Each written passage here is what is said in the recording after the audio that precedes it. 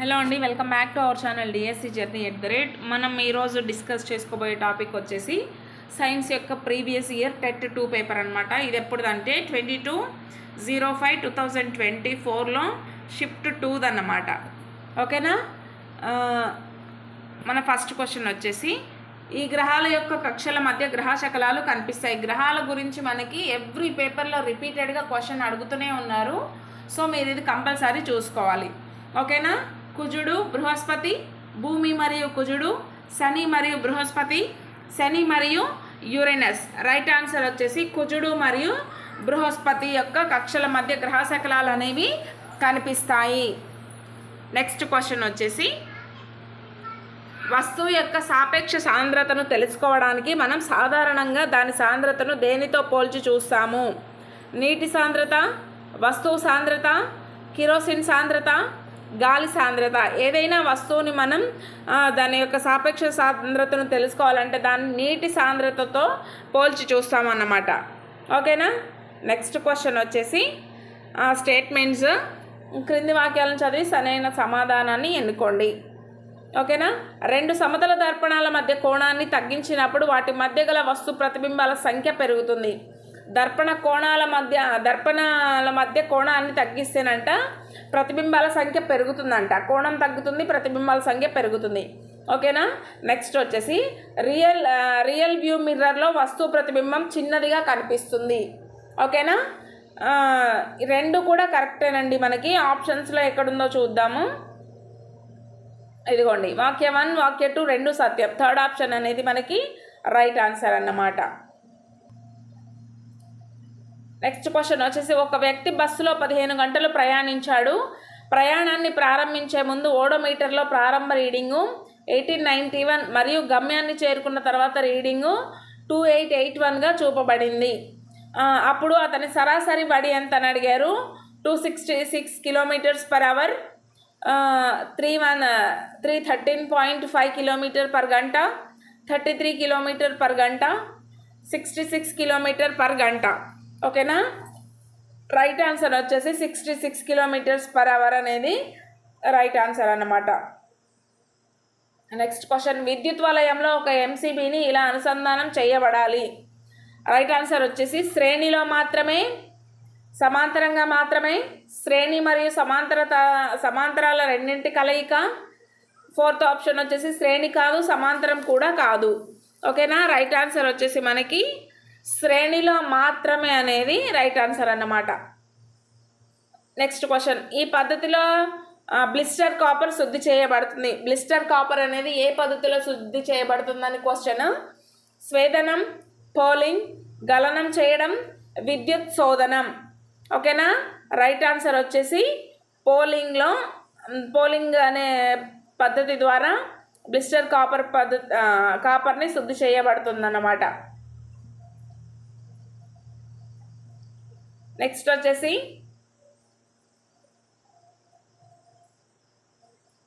వాణిజ్యపరంగా పాల నుండి మీగడను వేరు చేయడానికి ఉపయోగించే యంత్రం అవుట్వుడ్ యంత్రం, తేలియాడే యంత్రం, సెంట్రిఫ్యూజ్ యంత్రం, జల్లెడ యంత్రం.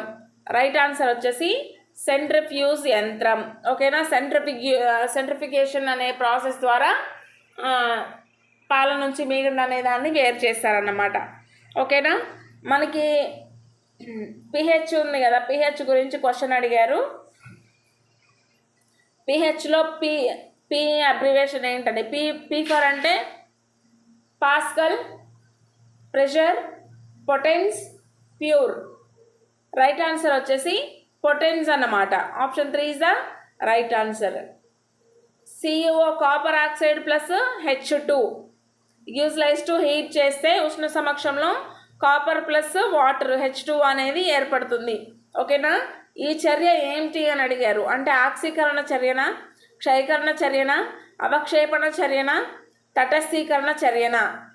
ఓకేనా. ఇది వచ్చేసి మనకి ఆక్సీకరణ చర్య అనొచ్చు.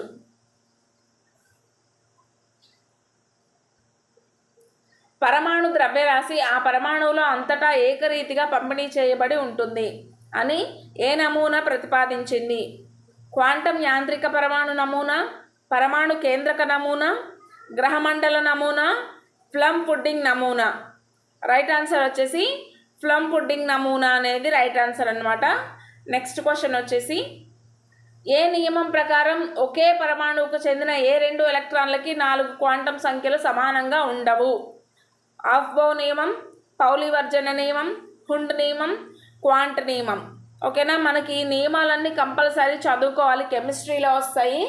సో ఒక మార్క్ అనేది కంపల్సరీ నియమాల మీద వస్తుంది మనకి టెట్లో. ఓకేనా, ఒకే పరమాణువుకు చెందిన ఏ 2 ఎలక్ట్రాన్లు 4 క్వాంటం సంఖ్యలు సమానంగా ఉండవు అని తెలిపే నమూనా ఏంటి అంటే పౌలి వర్జన నమూనా. Option 2 is the right answer. 1 angstrom equal to ఎంత అంటే దాని వాల్యూ ఎంత అని అడిగారు. 1 యాంగ్స్ట్రామ్ ఈక్వల్ టు ఏ వాల్యూకి సమానం కింద ఇచ్చిన ఆప్షన్స్లో 1 నానోమీటర్, 10 m, 0.01 m, 0.1 m. ఓకేనా, రైట్ ఆన్సర్ వచ్చేసి 0.1 nm. రక్తంలో ఈ కణాల అత్యధిక సంఖ్యలో ఉంటాయని అన్నారు. అంటే మన ఆర్బీసీలో మన బ్లడ్లో ఏ కణాలు అధికంగా ఉంటాయని అడగడం జరిగింది. Erythrocytes, monocytes, granulocytes, lymphocytes. మనకి ఎరిథ్రోసైట్స్ ఆర్బీసీ సెల్స్ అనేవి ఎక్కువగా ఉండడం జరుగుతుంది మనకున్న రక్తంలో. ఓకేనా, అంటే 1 మిల్లీమీటర్ రక్తంలో కొన్ని మిలియన్స్ ఆఫ్ ఆర్బీసీ సెల్స్ అనేవి ఉంటాయి. అదే మనకి డబ్ల్యూబీసీ అనేవి ఇంకా తక్కువ ఉంటాయి, 5 lakhs అట్లా ఉండొచ్చు. అదే ప్లేట్లెట్స్ అయితే 2 lakhs, 2.5 lakhs అట్లా ఉండొచ్చు అన్నమాట. ఓకేనా, పువ్వులోని స్త్రీ లైంగిక భాగాన్ని గుర్తించండి. కేసరం, అండకోశం, పరాగకోశం, కీలాగ్రం. రైట్ ఆన్సర్ వచ్చేసి స్త్రీ లైంగిక భాగం అంటే మనకి అండకోశం. కేసరం కానీ, పరాగకోశం కానీ, కీలాగ్రం కానీ ఇవన్నీ కూడా పురుష పుష్పంలోని భాగాలన్నమాట. నెక్స్ట్ క్వశ్చన్ వచ్చేసి దీని పొడిగింపు కారణంగా ఆడమ్స్ యాపిల్ అనేది ఏర్పడుతుంది. థైరాయిడ్ గ్రంథి, థైరాయిడ్ మృదులాస్థి, స్వర తంతువులు, ఎపిగ్లాటిస్. రైట్ ఆన్సర్ వచ్చేసి థైరాయిడ్ మృదులాస్థి. ఓకేనా, నెక్స్ట్ క్వశ్చన్ కొత్త జాతులు ఏర్పడే విధానం ఏంటి? సూక్ష్మ పరిమాణం, జన్యు పరివర్తన, స్పీసియేషన్, సహజ ఎంపిక. రైట్ ఆన్సర్ వచ్చేసి స్పీసియేషన్. సూక్ష్మ పరిణామం అంటే మైక్రో ఎవల్యూషన్. చిన్న జనాభా సమూహాల్లో చిన్న మార్పులు జరిగితే దాన్ని మైక్రో ఎవల్యూషన్ అంటారు.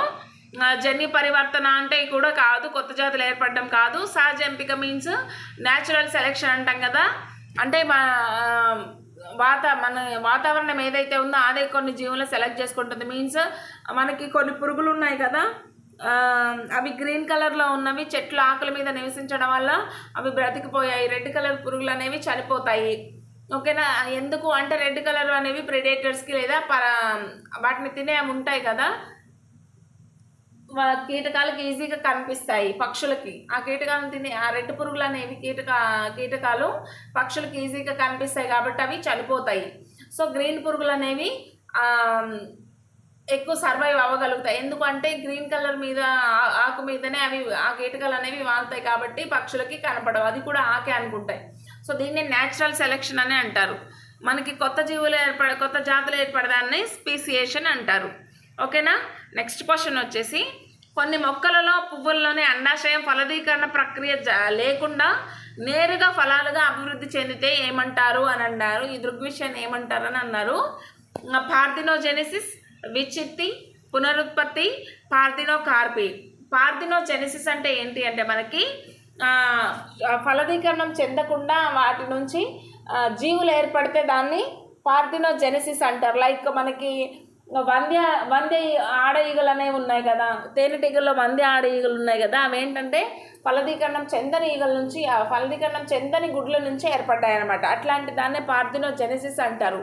అంటే ఫలదీకరణ చెందని అండం నుంచి లేదా గ్యామెట్స్ నుంచి పిల్ల జీవులు ఏర్పడితే దాన్ని పార్థినోజెనెసిస్ అంటారు. విచ్చిత్తి అంటే డిఫ్యూజన్, ఇది కాదు. పునరుత్పత్తి అంటే రీజనరేషన్. ఏదైనా ఫర్ ఎగ్జాంపుల్ బల్లి తీసుకున్నాం అనుకోండి, బల్లి ఏమవుతుందంటే దానికి తోక ఏదైనా ప్రమాదం జరిగి తోక తెగిపోతే మళ్ళీ పూర్తిగా తోక అనేది వస్తుంది బల్లికి, దాన్ని రీజనరేషన్ అంటారు.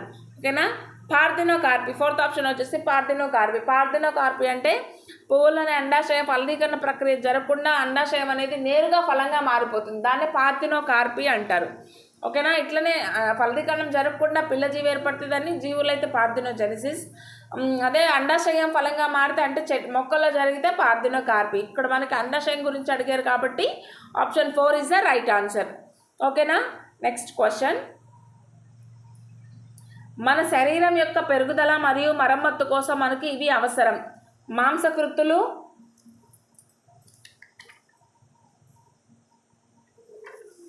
విటమిన్స్, పిండి పదార్థాలు, ఖనిజ లవణాలు. మన శరీరం యొక్క పెరుగుదల మరియు మరమ్మతుల కోసం మాంసకృత్తులు అనేవి అవసరం. వీటినే మనం ప్రోటీన్స్ అని అంటాము. ఈ ప్రోటీన్స్నే building blocks of the body అని కూడా అంటాము. Building blocks of the body అని కింది వాటిలో వేటిని అంటారని క్వశ్చన్ కూడా అడిగే ఛాన్స్ ఉంది. మాంసకృత్తులు, విటమిన్స్, కార్బోహైడ్రేట్స్, మినరల్స్ అని ఇస్తే కన్నా మనం ప్రోటీన్స్ చూస్ చేసుకోవాలన్నమాట. నెక్స్ట్ వచ్చేసి లోపవ్యాధి అయిన రికెట్స్ అనేది ఒక విటమిన్ లోపం వల్ల కలిగే వ్యాధి, అందుకే లోపవ్యాధి అని ఇచ్చారు.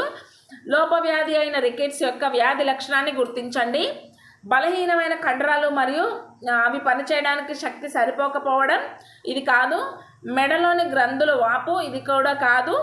ఎముకలు మృదువుగా మరియు వంగిపోవడం, ఇది రికెట్స్ వల్ల కలిగే లోపం అన్నమాట. ఎముకలు మృదువుగా ఉండడం, పెలుసుగా ఉండడం, వంగిపోవడం, దంతాలు సరిగ్గా ఉండకపోవడం, ఇవన్నీ కూడా రికెట్స్ యొక్క వ్యాధి లక్షణాలు అన్నమాట.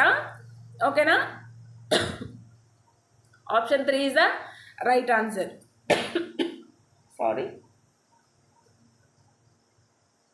నెక్స్ట్ వచ్చేసి ఈ రకమైన ఫ్లోరోసిస్ కాల్షియం తక్కువగా ఉండి పోషక విలువ లేని ఆహారం తక్కువ మోతాదులో తీసుకునే పిల్లల్లో మాత్రమే సంభవిస్తుంది. డెంటల్ ఫ్లోరోసిస్, జెనువల్ gum, neurological fluorosis, skeletal fluorosis.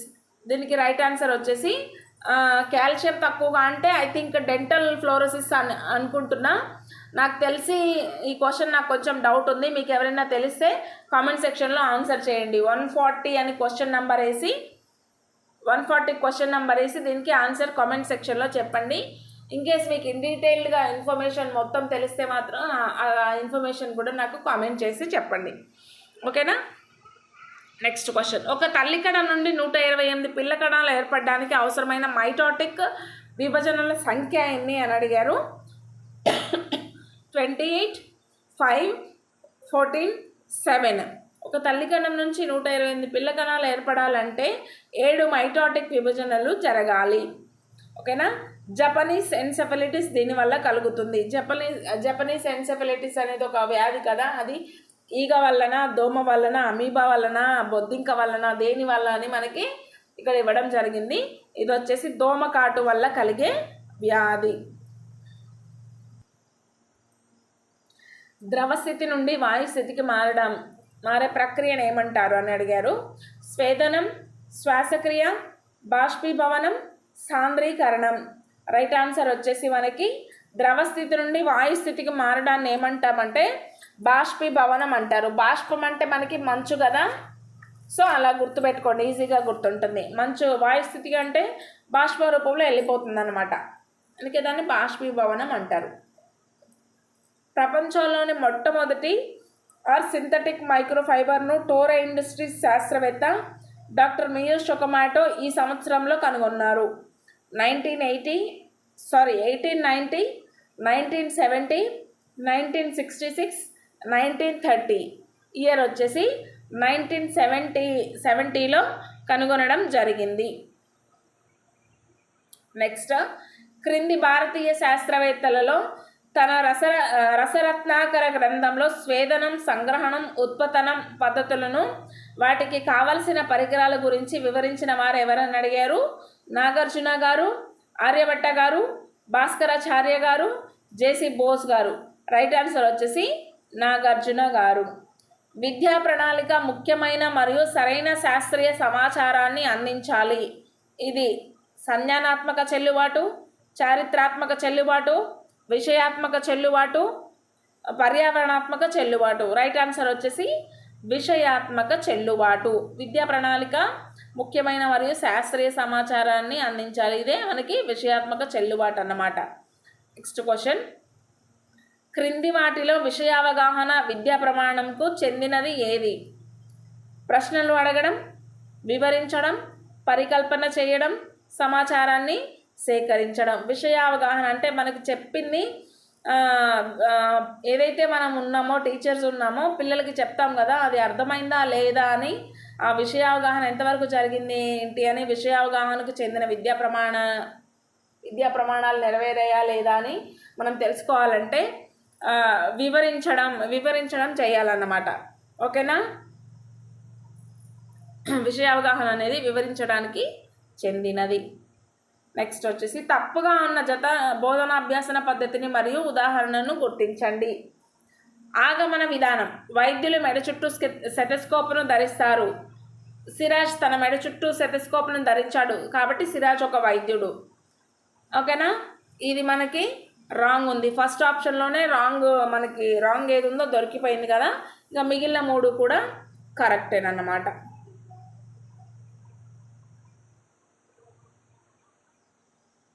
Next వచ్చేసి ఈ విద్యా ప్రణాళిక ఉపగమంలో ఎంపిక చేసిన అంశం యొక్క పూర్తి విషయాన్ని అదే తరగతిలో వివరంగా వివరించబడుతుంది.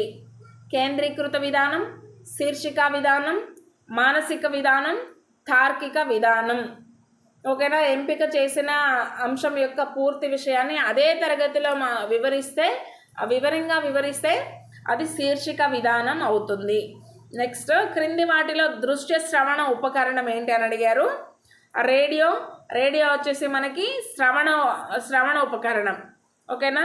నమూనా వచ్చేసి మనకి దృశ్య ఉపకరణం. అది ఏం వినిపించదు. నమూనా అంటే మనం చూస్తాం అంతే. ఉపన్యాస ప్రదర్శన గ్రాఫ్ అనేది కూడా మనకి దృశ్య ఉపకరణం. అంటే గ్రాఫ్ని చూస్తాం కానీ దాని నుంచి మనం ఏమి వినం కదా. ఉపన్యాస ప్రదర్శన వచ్చేసి ఒక ఉపన్యాసం జరుగుతుందంటే అక్కడ ఏం జరుగుతుందని మనుషులు ఉంటారు, ఆ ప్రదర్శన చూస్తాం, ప్లస్ వాళ్ళు మాట్లాడేది వింటాము. కాబట్టి ఇది దృశ్య మరియు శ్రవణ ఉపకరణం అన్నమాట ఉపన్యాస ప్రదర్శన అనేది. ఓకేనా? ఇవన్నీ మనకి ఈరోజు మనం ఎక్స్ప్లెయిన్ చేసుకున్న క్వశ్చన్స్, 30 క్వశ్చన్స్. ఎప్పుడంటే ఇవి 22/05/2024లోని షిఫ్ట్ 2లో జరిగిన పేపర్ అన్నమాట. ఇంకా మీకు ఏమైనా రిక్వైర్మెంట్స్ ఉన్నాయా, ఏదైనా వినాలి అని మీరు అనుకుంటే మాత్రం నాకు కామెంట్ సెక్షన్లో కామెంట్ చేయండి. తెలుగు కానీ, బయో కంటెంట్ కానీ, బయో మెథడాలజీ కావచ్చు, సైకాలజీ కావచ్చు, ఈ 3 సబ్జెక్ట్లో ఏ డౌట్ ఉన్నా కూడా నేను వీడియో చేసి విత్ ట్రిక్స్తో వీడియోస్ పెట్టడానికి ట్రై చేస్తాను.